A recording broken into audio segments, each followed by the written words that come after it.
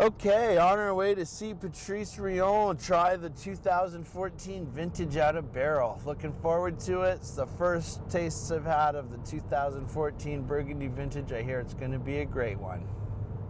Patrice's first releases into the Ontario market are imminent. His family's been making wine in Burgundy for many generations, so they have good knowledge of the land.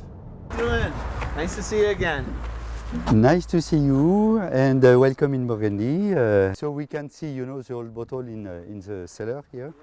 Some vintage, of course, can be better than the other, but today we have many things to help us to have a good vintage every year. Okay, so here it's we call that La Vinothèque. It's a place where we have few bottles of each cuvée every year, and like that we can see how the wine age after 5, 6, 10, 20, 30 years. And we have many different 85, Chambol-Musigny 85 here, 2000. Burgundy it's Pinot Noir, only one cepage first of all, and it's mainly wine for gastronomy. It goes very well with food. We are here in an organic way. You can see the vineyard. We have grass on the soil. We plowed. We spray only with organic product. Here it's a vine of I would say 60 to 70 years old. It's an old vine. You see it's quite high, and it's a growing season. So you can see here the small grapes. So this is a grape of Pinot Noir before flowering, and you see it's not very big this year. And as it's an older vine, we have maybe 1, 2, 3, 4, 5, 6, 7 grapes by feet. So it's not a lot, but it's perfect to make a high quality wine. The soil is, you see, it's typically a soil for Nuit Saint-Georges Pinot Noir. It's today with clay, but also sandy and stony. Here we have, in fact, 3 different geological levels. Okay. So the first one is the Premier Cru Clos Saint-Marc, and you see you have a wall over there, and from the wall to the forest, it's another. I call that Mother Rock. It's another rock, and after in the forest, including the forest, you have again another limestone. It's 3 different limestone, and it's why you have so many differences in taste and in character. Right. All right, let's taste some wine. Okay. Showing the best. Today I think it's the Nuit Saint-Georges, especially for this vintage. 2014 is a vintage very delicate, with a nice balance, and it's fruity. I like this vintage.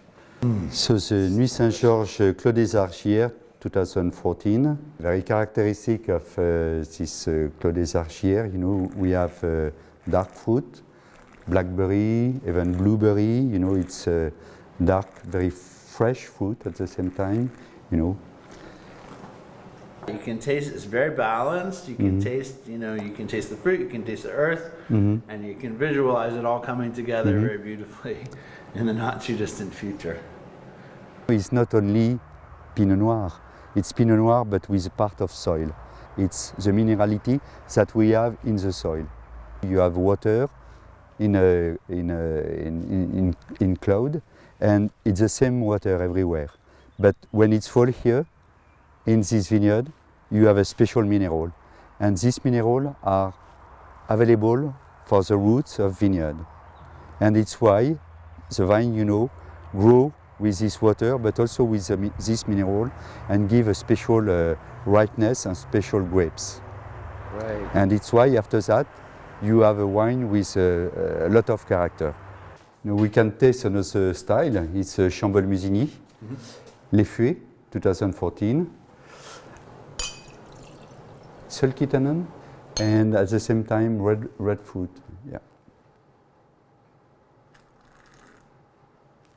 At the same time, it's a wine with a lot of minerality, you know, because limestone is very close to the roots. Yeah, it's amazing with the difference between, you know, how many kilometers from Chambon-Musigny to Nuits-Saint-Georges? 7 kilometers. 7 kilometers. And it's just completely different wine. Same grapes, same harvest, same winemaker, same winery, but very different style of wine. So different in comparison of Nuits-Saint-Georges. It's more on the front palate than on the back. Mm-hmm. Nuits-Saint-Georges has lots of length back here, and the Chambon is really full in the front. Yeah. The premier cru, you know, in a village, for example, you have different vineyards, and when it's in very good location, in the middle, in general, in the middle of the slope, it's here that we have the best drainage, and also the personality of the soil. And this soil gives a special wine with a special taste, and it's why it's premier cru. The Amoureuse, Chambon-Musigny les Amoureuses. It's a famous vineyard in Chambon-Musigny. It's still a premier cru, and but you know the character is if you have a message to give to someone, you know, give a bottle of Amoureuse. Many people like les Amoureuses because it's probably one of the most elegant and fine Chambon-Musigny that we can find. At the same time, it's very close to a Grand Cru. It's premier cru, but so what's the Grand Cru? I mean, is it near a Grand Cru vineyard? Yeah, it's very close to the Grand Cru. The Grand Cru, it's les Musigny, justement. Oh, just beside, Musigny. yeah. Wow. It's a Musigny. It's got more cinnamon and more spice compared with the other one, which had more flowery fruit.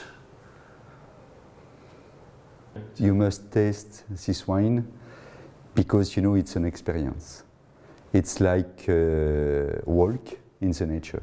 Mm-hmm. It's a walk by taste, of course. And we can appreciate many different characters. And like that, you, with this experience, you know, you can understand better Burgundy. But again, you know, it's wine for gastronomy. So to open this bottle of Amoureuse, you need the good food, the good time, the good people. And you know, everybody must be en rendezvous. Voilà. Now we taste famous white Nuits-Saint-Georges, les Terres Blanches. A white wine with a lot of minerality, with a lot of power, very fat, very big, with a big personality. Nice and fresh. Well, when it's young, you know, the Nuits-Saint-Georges Terre Blanche show a lot of citrus fruit. Yeah. And you have small oranges like clementine. Each plot of vineyard gives a special wine with a lot of personality. And you know, Nuits-Saint-Georges, for example, give wine with a lot of fruit. Vosne-Romanée is more floral. Gevrey-Chambertin, for example, is very spicy. Right. So you have 3 different styles. The wines we tasted today are delicious, which bodes well for the future.